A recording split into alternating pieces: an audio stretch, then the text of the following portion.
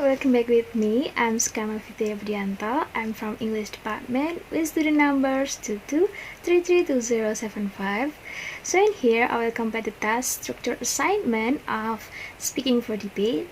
And here I will present the debate with the two motions. The first motion is this house believes that there should be worldwide human rights standards to protect online data as affirmative theme. And the second motion is this house will eliminate age restriction for marriage as negative theme. So let's go to the video. Okay, first I will present the first motion. This house believes there should be worldwide human rights standard to protect online data. I, as the affirmative team, stand here to affirm the motion that this House believes that there should be worldwide human rights standard to protect online data. This issue of paramount importance in our increasingly interconnected and digitized world. To begin, let's define the key elements of our motion. When we talk about worldwide human rights standard, we refer to a set of universally accepted principles and regulations that safeguard individuals' rights in the digital sphere. Specifically, we are addressing the needs for this standard to be established to protect online data. Ladies and gentlemen, let us examine the compelling need for global consistency in protecting online data rights. In our highly interconnected world, information flows seamlessly across borders. Without standardized protection, we risk a fragmented approach that could lead to varying levels of safeguarding in different nations. Picture a scenario where online data might be inadequately protected when crossing from one jurisdiction to another. This lack of consistency poses a significant threat to the privacy and security of individuals. It is imperative that we establish worldwide standards to ensure a uniform and consistent approach to protecting online data rights across all nations. Moving on to our second crucial point, we delve into the universal nature of human rights, asserting that every individual, regardless of nationality or location, deserves the same level of protection for their online data. The digital age has erased traditional borders, and our approach to rights must reflect this reality. Imagine a world where your level of online data protection depends on your geographical location. This inequality goes against the very essence of human rights.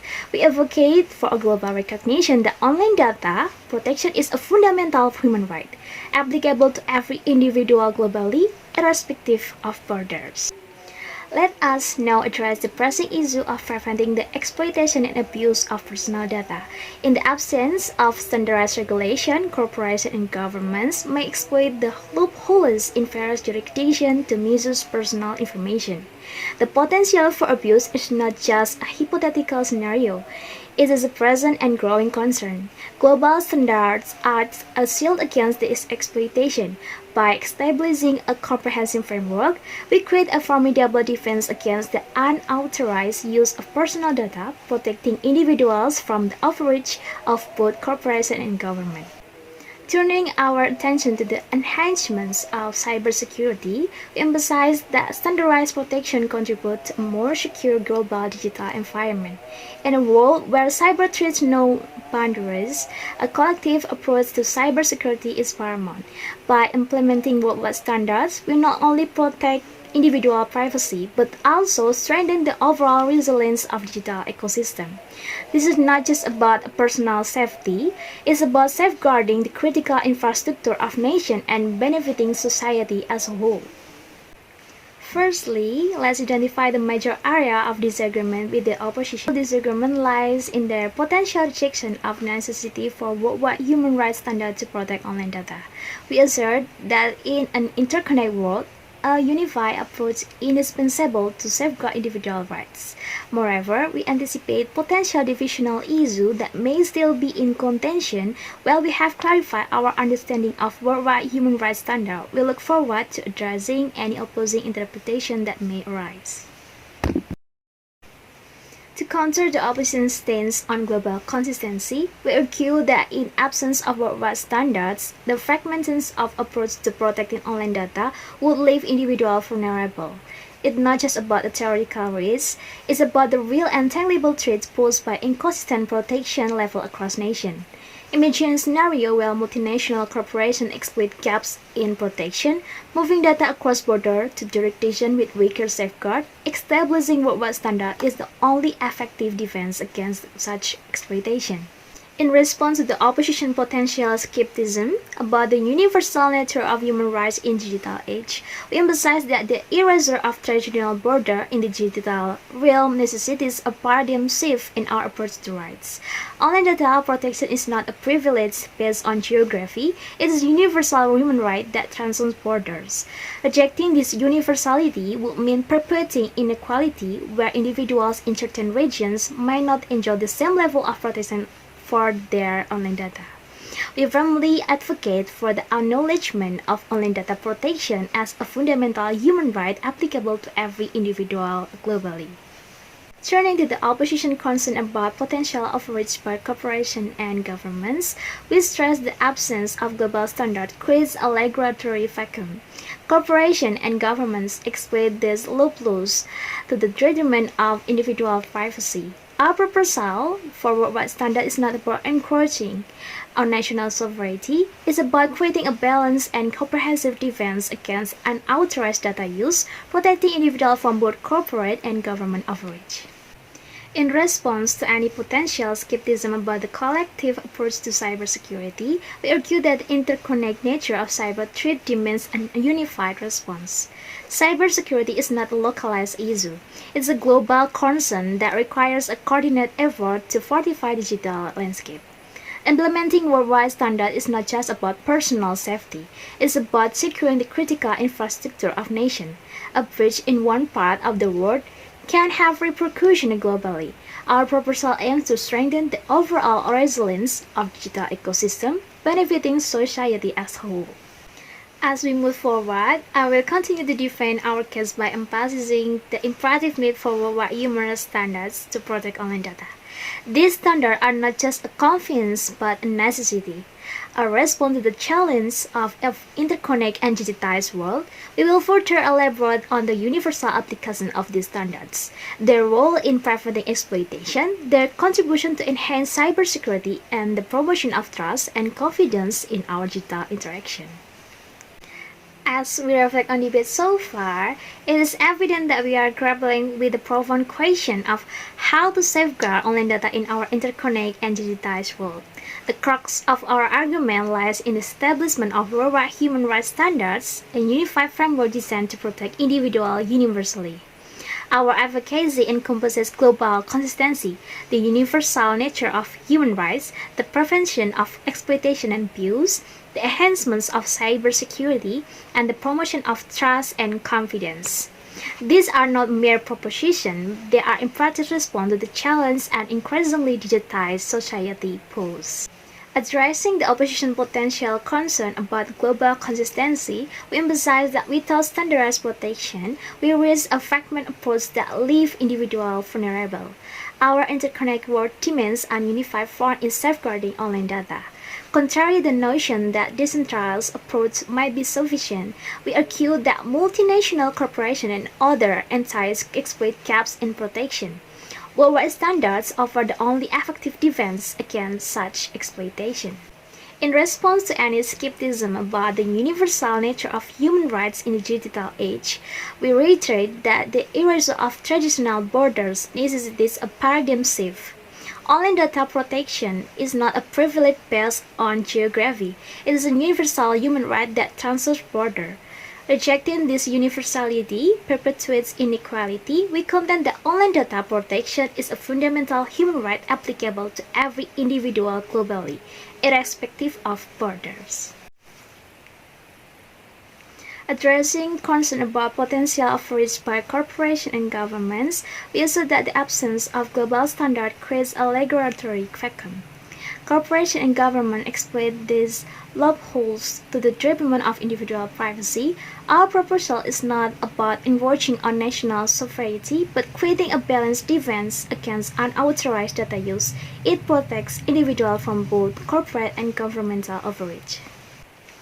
As we defend our case, I emphasize that worldwide human rights standards are not just a convenience but a necessity, a response to the challenge of our interconnected and digitized world. These standards are a comprehensive solution to protect online data universally. Our argument for global consistency, the universal nature of human rights, the prevention of exploitation and abuse, the enhancement of cybersecurity, and the promotion of trust and confidence collectively form a robust case that address the complexities of digital age. In summary, I assert that worldwide human rights standards are indispensable for protecting online data. As we navigate through the rebuttals and defense, I invite you to recognize the urgency of this proposal in our globalized and digitized society. Its argument contributes to a comprehensive framework that is not only necessary but imperative for the security and prosperity of our interconnected world. In conclusion, I, as the affirmative team, advocate for a world where comprehensive standards universally protect individuals' online data. Our case stands on the pillar of global consistency, the universal nature of human rights, the prevention of exploitation and abuse, the enhancements of cybersecurity, and the promotion of trust and confidence. We urge you to weigh the importance of this principle in our digital age. Firstly, as we reflect on the opposition case, I observe several weaknesses that need careful consideration. The argument against global consistency suggests that a decentralized approach might suffice, overlooking the real and tangible threats posed by inconsistent protection level across nations. The skepticism about the universal nature of human rights in digital age fails to acknowledge the paradigm shift necessitated by erasure of traditional borders. The opposition position risks perpetuating inequality by dismissing the universality of online data protection as a fundamental human right. Concern about potential overreach by corporations and government were present, yet the absence of global standard creates a regulatory vacuum that corporations exploit. Our proposal, far from approaching a natural sovereignty, seeks to create a balanced defense against unauthorized data use.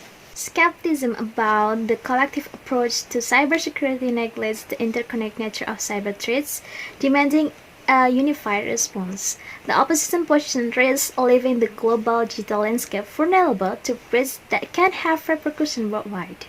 Lastly, any skepticism about the role of worldwide standards in promoting trust overlook the detrimental impact of inconsistent protection on digital interaction. Trust in the bedrocks of our online interaction and worldwide standards are crucial in fostering a sense of security essential for the growth and prosperity of our interconnected societies. Turning to the strength of our team reputation, we consistently argue for the necessity of worldwide human rights standards to protect online data. Global consistency, the universal nature of human rights, the prevention of exploitation and abuse, the enhancements of cybersecurity, and promotion of trust and confidence are not just proposals, they are imperative response to the challenge and increasingly digital society poses. Our argument for global consistency stands firm, emphasizing that our unified approach is indispensable in safeguarding online data. The universality of human rights in digital age is not mere proposition but a recognition of the evolving landscape of rights in our interconnected world. In addressing concern about potential exploitation and abuse, we are advocating for a balanced defense against unauthorized data use, protecting individuals from both corporate and governmental overreach. Our proposal for a worldwide standard is about creating a comprehensive framework, not enriching a national sovereignty. Lastly, our vision of a world where individual, business, and government can conveniently engage in digital realm stems from the recognition that consistent and universally recognized standards are crucial. These standards foster a sense of security essential for our interconnected society's growth and prosperity. In conclusion, as the affirmative team, I have presented a compelling case for establishing worldwide human rights standards to protect online data. As we analyze in the weakness of opposition argument and emphasize the strength of our team reputation, I invite you to recognize the urgency of this proposal in our globalized and digitized society. Thank you. Hi, in here I will present the second motion. This house will eliminate age restriction for marriage. I, as the first negative speaker with the motion this house will eliminate age restriction for marriage, will present a robust case against the proposition focusing on key area of disagreement with the affirmative case. Our primary point of contention lies in the definition of adulthood and ability to make informed decisions about marriage. We believe that age restriction exists for a reason to protect the vulnerable and ensure responsible decision making. The proposition argues for individual autonomy, asserting that adults should have the right to decide when to marry. However, we contend that age restrictions are in place precisely to safeguard individuals who may not have the emotional and cognitive maturity to make such a significant life choice. While the affirmative theme draws parallel with other legal rights granted to adults, we argue that marriage holds unique consequences, especially for young individuals. It involves a lifelong commitment and emotional complexity that requires a certain level of maturity and life experience. The propositions suggest that removing age restrictions respect cultural diversity. However, we assert that cultural practice must be balanced with a universal commitment to safeguarding individuals, especially minors, from potential harm. The idea that removing age restriction could reduce social stigma is challenged by potential for increased vulnerability among younger individuals entering into marriage without adequate emotional readiness. In conclusion, we firmly stand against the proposition emphasizing the importance of age restriction in protecting the vulnerable and maintaining the integrity of institution of marriage. I, as the second negative speaker, my role is to delve deeper into the major area of disagreement with the affirmative theme, providing robust rebuttals and reinforcing the stance of our team against the motion. This house would eliminate age restriction for marriage. Building on the foundation laid by my colleague, the first negative speaker, let's address the definitional issue still in contention. Our primary point of disagreement lies in the definition of adulthood and the potential ramification of removing age restriction for marriage. The affirmative theme contends that individual autonomy should reign supreme, while we maintain the age restrictions are crucial in protecting the vulnerable. The proposition argues for individual autonomy, asserting that adults should have the unrestricted right to decide when to marry. However, we emphasize that the concept of individual autonomy must be balanced with the responsibility society bears to protect those who may not have the emotional or cognitive maturity to make such a significant life choice. The proposition suggests that removing age restriction respects cultural diversity. We acknowledge the importance of cultural sensitivity, but maintain that cultural practice must align with a universal commitment to safeguarding individuals, especially minors, from potential harm. The global consensus on protecting vulnerable population, particularly young people, cannot be compromised. The idea that removing age restriction could reduce social stigma is countered by the potential for increased vulnerability among younger individuals entering into marriage without adequate emotional readiness. Social stigma should not be minimized at the expense of protecting those who may be at risk.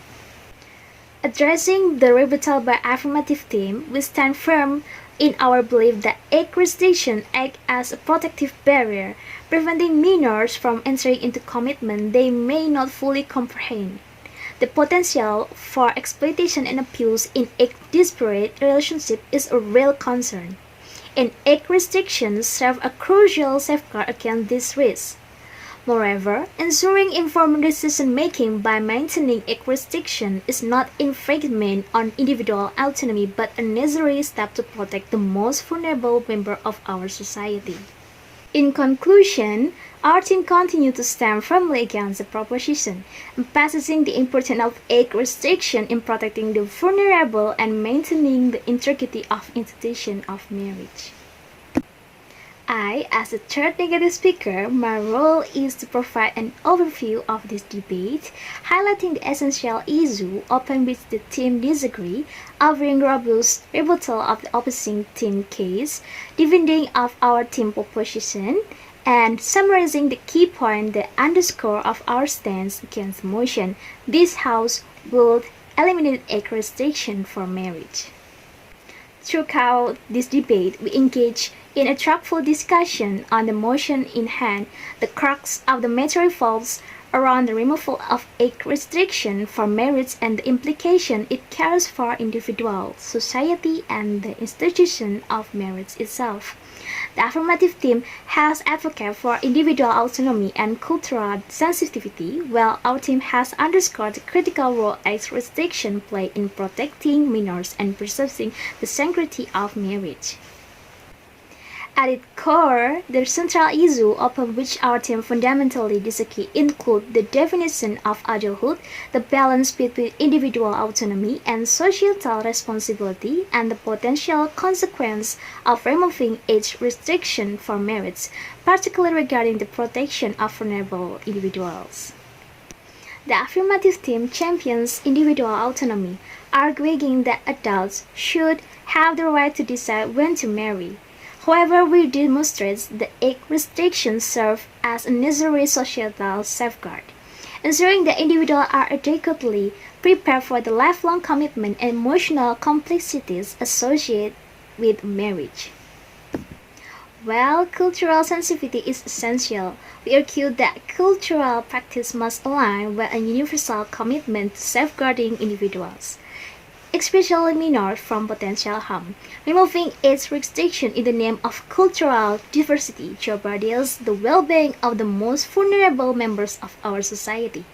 The affirmative team suggests that removing age restriction could reduce social stigma.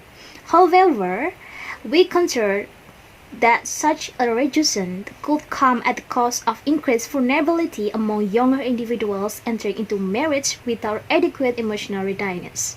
Social stigma should not be minimized at the expense of protecting those who may be at risk. Addressing the essence of our case, the second negative speaker has elucidated on the emotional complexity and lifelong commitment associated with marriage. Emphasizing the needs for emotional maturity, we counter potential argument for age equality in marriage, asserting that age restrictions are a necessary measure to maintain the sanctity of this institution. In summary, our team firmly stands against the motion to eliminate age restriction for marriage.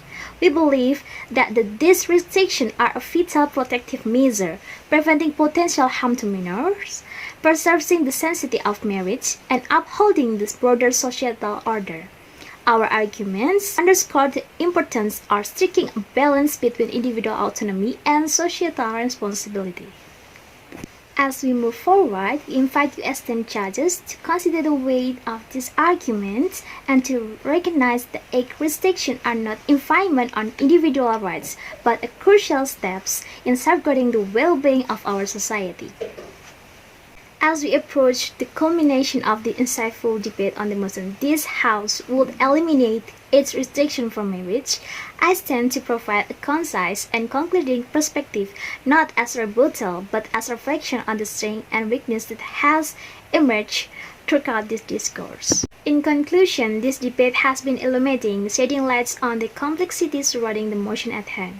While the affirmative team rightly advocates for individual autonomy and cultural sensitivity, our team firmly contends that age restrictions are not a hindrance to this principle, but rather a safeguard against potential harm. As we reflect on the argument presented, it is clear that age restrictions serve a crucial role in protecting minors, preserving the sanctity of marriage, and upholding societal orders. We have demonstrated that the potential consequence of eliminating age restriction outweigh the perceived benefit. Ladies and gentlemen, I urge you to weigh the strength of the refutation against the potential vulnerabilities in the affirmative team's arguments. Our stance is grounded in a commitment to protecting the vulnerable and preserving the integrity and institution of marriage. So that's all that I can present. Thank you for attention throughout this debate. See you next time.